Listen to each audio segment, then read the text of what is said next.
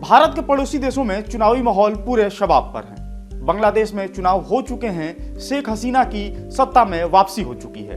बांग्लादेश में चुनाव के दौरान पूरे विपक्ष को जेल में डाल दिया गया था। अब दूसरे देश यानी अपने दूसरे पड़ोसी देश पाकिस्तान में चुनाव हो रहे हैं। 8 फरवरी को पाकिस्तान में वोटिंग होनी है। पाकिस्तान में हो रहे चुनाव पर भारत की भी पैनी नजर है। इस चुनाव में पाकिस्तान के अंदर भी भारत की चर्चा पार्टियां अपने अपने एजेंडे के हिसाब से कर रही हैं। ऐसे में सवाल ये भी उठ रहा है कि भारत का मोस्ट वांटेड हाफिज सईद कहां है और इस चुनावी माहौल में उसकी गतिविधियां कैसी हैं। आज हम इस एक्सप्लेनर में इसी मुद्दे पर बात करेंगे। नमस्कार, मेरा नाम मार्तन सिंह है और आप देख रहे हैं डेली लाइन। 8 फरवरी को पाकिस्तान में वोटिंग होनी है। वोटिंग के पहले राजनीतिक पार्टियां पूरे जोर शोर से प्रचार प्रसार में जुटी हुई हैं। सोमवार को पाकिस्तान के पंजाब प्रांत में एक पार्टी की रैली होती है जिसमें पार्टी के नेता भारत के खिलाफ जमकर जहर उगलते हैं। रैली के दौरान खुले मन से कश्मीर में जिहाद करने की कस्में दिलाई जाती हैं। इस पार्टी का नाम है मरकजी मुस्लिम लीग। ये वही मरकजी मुस्लिम लीग है जिसे लश्कर-ए-तैयबा का राजनीतिक मोर्चा माना जा रहा है तथा इसे 2008 के मुंबई हमलों के मास्टरमाइंड हाफिज सईद के प्रतिबंधित समूहों का नया चेहरा माना जा रहा है और इसके पीछे मानने की वाजिब वजह भी हैं।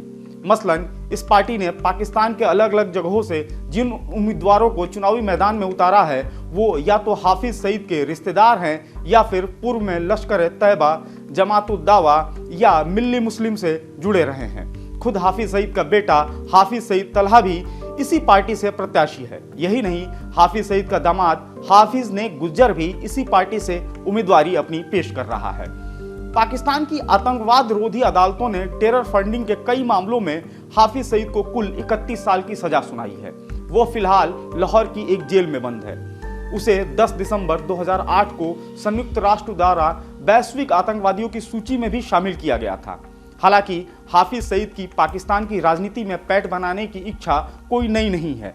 2018 के आम चुनावों के दौरान भी हाफिज सईद ने मिल्ली मुस्लिम नाम से पार्टी बनाई थी, लेकिन चुनाव आयोग ने इस पार्टी को मान्यता नहीं दी थी, जिसके चलते पार्टी के उम्मीदवारों ने अज्ञात पार्टी अल्लाह अकबर तहरीक के टिकट पर चुनाव लड़ा था, मगर वे चुनाव में जीत हासिल नहीं कर सके थे।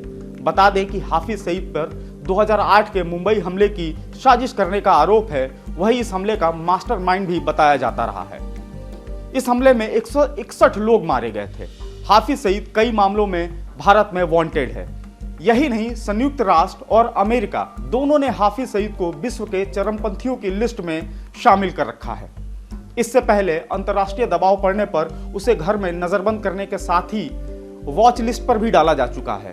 भारत लगातार हाफिज सईद के प्रत्यर्पण की मांग करता रहा है। भारत ने पिछले साल 29 दिसंबर को पाकिस्तान से सईद को प्रत्यर्पित करने की मांग की थी और कहा था कि वो भारत में कई मामलों में जो कि आतंकवाद से जुड़े हैं उसमें वांछित है। भारत ने शहीद के बेटे हाफिज तलहा के पाकिस्तान में चुनाव लड़ने की खबरों पर भी संज्ञान लिया है।